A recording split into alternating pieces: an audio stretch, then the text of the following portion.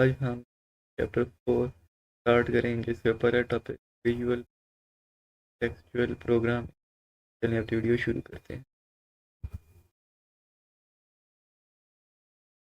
हाँ दोस्तों, आपको पता है विजुअल प्रोग्रामिंग, उसमें आपके पास चीज़ें विजुअली ग्राफ्स की शक्ल में बनी हुई है। यहाँ पर अब मैं आप लोगों को सबसे पहले ये विजुअल का जो कॉन्सेप्ट है और रिप्रेजेंटेशन का लेता समझाइन करके ताकि आपको समझे। विजुअल का मतलब होता है कोई भी चीज़ आप अपनी आंखों से देखें। Visual mean to see something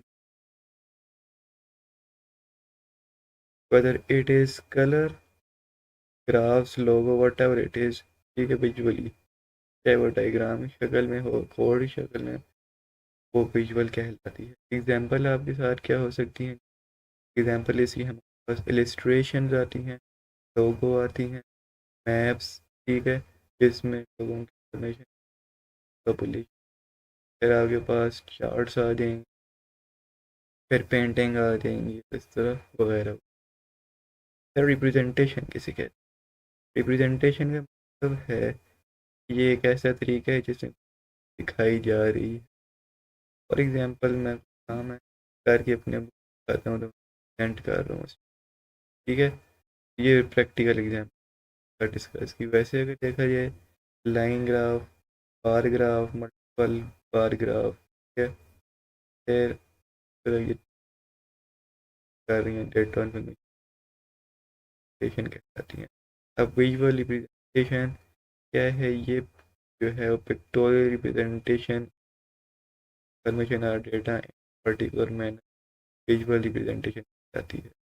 I hope कि आपको विजुअल का लाभ समझ आता है। यही चीज़ विजुअल प्रोग्रामिंग में क्या आप डायग्राम की सूरत में जो है करके लिखते हैं, इसमें ग्राफिकल एलिमेंट यूटिलाइज होते हैं। जो कम्प्लेक्स कोड होता है उसको आप आसानी के साथ विजुअल कन्वर्ट करके आसान बनाते हैं। फिर ये जो है बहुत ज़्यादा सूटेबल है जो बिगनर्स हैं, ठीक है, और नॉन प्रोग्रामर है जिन्हें प्रोग्रामिंग के लिए भी ये प्रमोट करती है रैपिड प्रोटोटाइपिंग और एक्सपेरिमेंट। इस वक्त आप शुरू में visual programming her cheese drag and drop करके ये भी देख एक्सपेरिमेंट करके अगर मैं इस कोड को और ड्रैग करूँगा, ठीक है, तो इससे क्या फ़र्क पड़ेगा? तो वो आप एक्सपेरिमेंट कर रहे हो। प्रोटोटाइपिंग कहते हैं किसी चीज़ को दूसरी के साथ जोड़। फिलहाल प्रोटोटाइपिंग को आप सिंपल बस ही समझ लिंक करने को कहते हैं, ठीक है। ये उस चीज़ को प्रमोट। फिर हमारे पास फैसिलिटेट करती है विजुअलाइजेशन प्रोग्राम।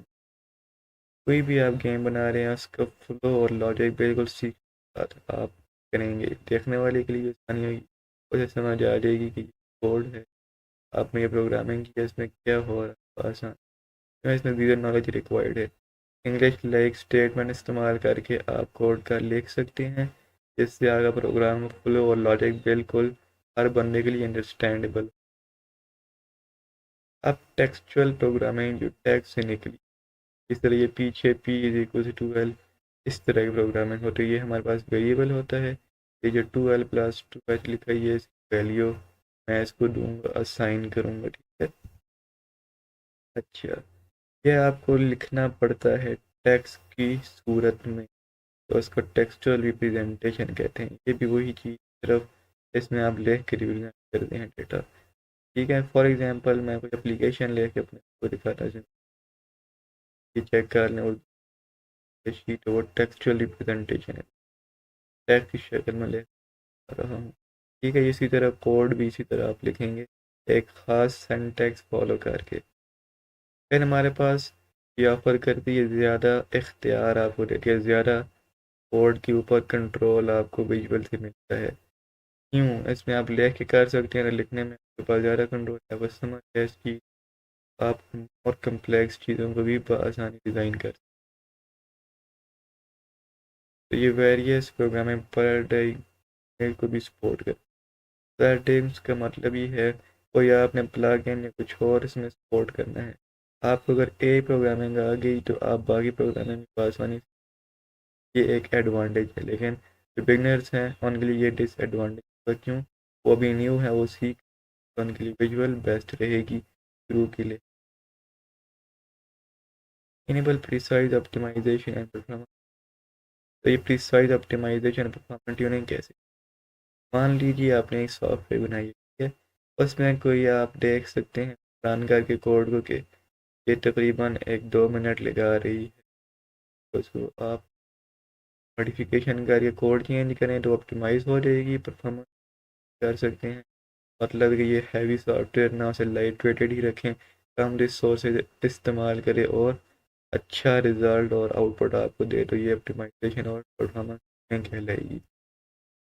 ओके जी, ये आसानी के साथ मैनेज भी की जा सकती है, संभाली जा सकती है। इस तरह गेट में आप लोग काम करते हैं, जो लोग गेट से वाकिफ हो ना, ये बहुत ज़रा पता होगा, इस पर भी यहाँ डिस्कस नहीं। ओके जी, विजुअल प्रोग्रामिंग यूजिंग स्क्रैच, आज हम थोड़ा सा स्क्रैच भी टच करेंगे ताकि आपको थोड़ी बेहतर अंडरस्टैंडिंग है, ठीक है।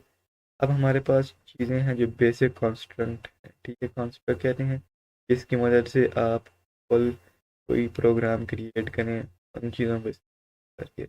Programming language comprise of the following basic statement, जो तरतीब के साथ आपको लेके जाती है कि एक कोड है, उसमें सबसे पहले आप इनपुट लेंगे यूज़र से वेरिएबल में, फिर उसको आप प्रोसेस लेंगे और उसकी आउटपुट में से कंडीशंस में आपके पास कंडीशन लगेंगी, इफ एल इफ, ठीक है, और ये बाकी हो।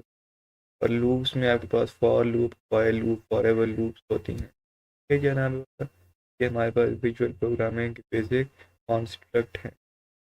ओके जी, विजुअल प्रोग्रामिंग जो स्क्रैच है पार्ट कंटिन्यू। अब इसमें समझने की चीज़ ये है कि जो कोड ब्लॉक है प्रोग्राम में, वो सीक्वेंस में एग्जीक्यूट करता है, मतलब तरतीब के साथ चलता है। फिर जो आपका प्रोग्राम का फ्लो होगा, ये तरतीब जो आपकी है वो कंट्रोल की जाएगी कंडीशंस के साथ, कि कौन सी कंडीशंस लगा कि जो आप काम बार बार लेना चाह रहे हैं उससे, उसको आप आसानी कर सकें, ताकि आपका जो कोड है या वो भी फ्लो में रहे, और जो रिडक्शन करनी है उसके नेसेसरी डिटेल के अलावा फालतू पोर्शन है वो आप रिड्यूस कर दें, ख़त्म कर दें। जो प्रोग्राम्स हैं वो एग्जीक्यूट हों स्टेटमेंट की सूरत में, ठीक है, सीक्वेंस के साथ। कोड की शक्ल बनी हुई होगी डब्बों की तरह, तो वो आप स्क्रैच में देख ही लेंगे कि तरतीब के साथ कैसे एग्जीक्यूट करते हैं। अब कंट्रोल प्रोग्राम एंड कंडीशन में हम देखेंगे कि आप किस तरह कोड को अप्लाई करेंगे, पहले ये समझ लें, फिर हम प्रैक्टिकल इम्प्लीमेंटेशन ऑफ स्क्रैच देखेंगे। या तो कोड जो आप लिखेंगे उसको अच्छी तरीके के साथ करना चाहिए, जिससे आप जो रिज़ल्ट उससे चाह रहे हैं वो आपको दे, जो कंडीशन आप पे लगाई है, ठीक है। कंडीशन बहुत ही आसान, ये सादा सी हो, या तो वो बनाएंगी ट्रू या तो वो फॉल्स हो। अगर कंडीशन मैच करती है इस करस्पॉन्डिंग कोड को, जो आपने कोड लिखा है उसके मुताबिक आपको एग्जीक्यूट करके देती हैं, तो जो एल्स वाला पोर्शन होगा वो स्किप हो जाएगा, ठीक है, वो उसे कंसिडर नहीं करेगा। कंडीशन हमेशा याद रखिएगा, अगर ट्रू होगी तो पहली वाली एफ वाली एग्जीक्यूट होगी, वो रन होगी, अगर फॉल्स होगी तो एफ स्किप हो जाएगी, तो एल्स वाला पोर्शन एग्जीक्यूट हो जाएगा। इस केस में हमारे पास एक स्प्राइट है पीको के नाम, इसमें हम लेफ़्ट राइट 10 कदम जो है मूवमेंट करना सीखेंगे, ठीक है, किस तरह होता है। मैं आपको भी ये वाली जो लाइनें ओनली मूव लेफ्ट और ये वाली भी आगे समझा, फायदा नहीं, एग्जांपल से हम समझेंगे तो आपको बहुत आसानी समझ। आज हमारे पास टॉपिक आ चुका है कंट्रोल प्रोग्राम विद कंडीशन, ठीक है। अब सबसे पहले जो ग्रीन फ्लैग उसे क्लिक किया जाए तो उसके अंदर एक आप जो है कंडीशन लगे, ठीक है, तो कंडीशन लगेगी इफ, फिर उसके बाद की लेफ्ट एरो प्रेस करें तो मूव करें -10, -10 से ये पीछे की तरफ जाएगा लेफ्ट साइड पे, ठीक हो गया। फिर अगर राइट की आप प्रेस करें तो आपको 10 कदम आगे जाना है, तो आप +10 लिखेंगे तो ये आगे की तरफ जाएगा। अब मैं इसको समझाता हूँ आपको प्रैक्टिकल इम्प्लीमेंटेशन के साथ। Okay, यहाँ पर हम अपना एक स्प्राइट ले लेते हैं प्रोगेना, तो सर्च करें तो हमारे पास अब सबसे पहले इवेंट्स में चले जाइए। व्हेन आई क्लिक वाला उठा के ये ड्रैग एंड ड्रॉप, ये हमारे पास विजुअल प्रोग्रामिंग, ठीक है। ओके, इसके बाद कंट्रोल में जिस वक्त आप जाएंगे, एफ उठा के यहाँ के साथ जोड़। अब आप नीचे चलिए, पर आप जाएगी सेंसिंग, ये जो आपको डब्बा नज़र आ रहा है इसमें फैन दी। अब आपने इसे करना है लेफ्ट एरो की, तो क्या होना चाहिए, मूव मोशन में चली जाइए,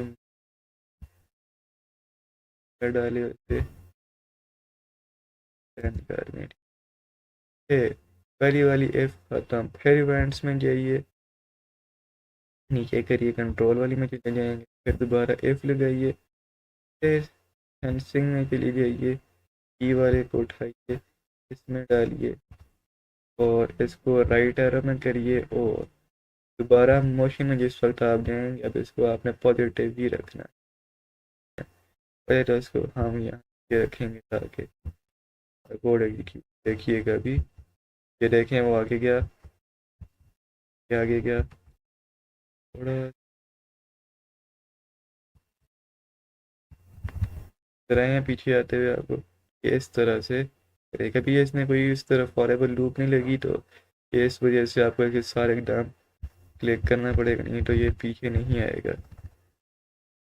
10-12 दफ़ा करेंगे कोड काम, तो ये आपको बेसिक अंडरस्टैंडिंग देगी। अपनी प्रेजेंटेशन की तरफ वापस चलते हैं। कहता है जब ग्रीन फ्लैग प्रेस किया जाए तो जो हमारे पास कंडीशन है, लेफ्ट एरो की प्रेस पे तो मूव पहले 100 स्टेप, और एज पे लगे तो बाउंस हो, ठीक है। और अगर राइट प्रेस हो तो ये हो, पहले ये भी करके देखते हैं, मूव हो जाए 100 पॉजिटिव स्टेप्स, और ये अगर माइनस मोशन फॉन्ट साइज वाला,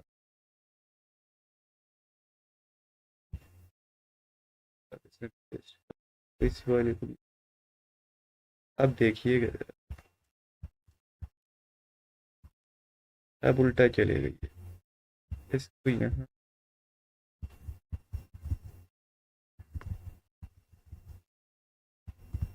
वो देखें, मैंने लेफ़्ट दबाई तो वो राइट की तरफ गया, ठीक है, और जिस वक्त मैंने राइट दबाई तो वो लेफ़्ट की तरफ गया। तो आई होप कि आपको इन दो कोड्स प्रैक्टिकल की समझ आ चुकी है, ठीक है, ये प्रैक्टिकल इम्प्लीमेंटेशन थी। ओके जनाब,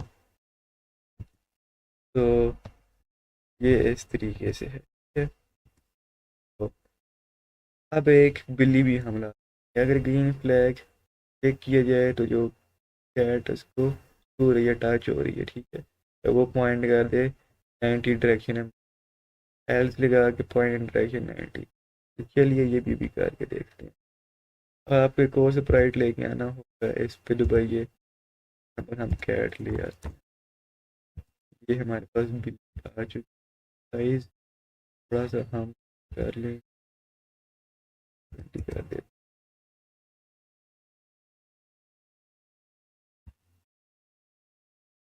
इधर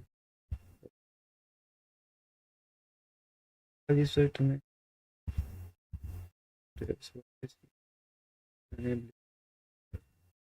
देखिए,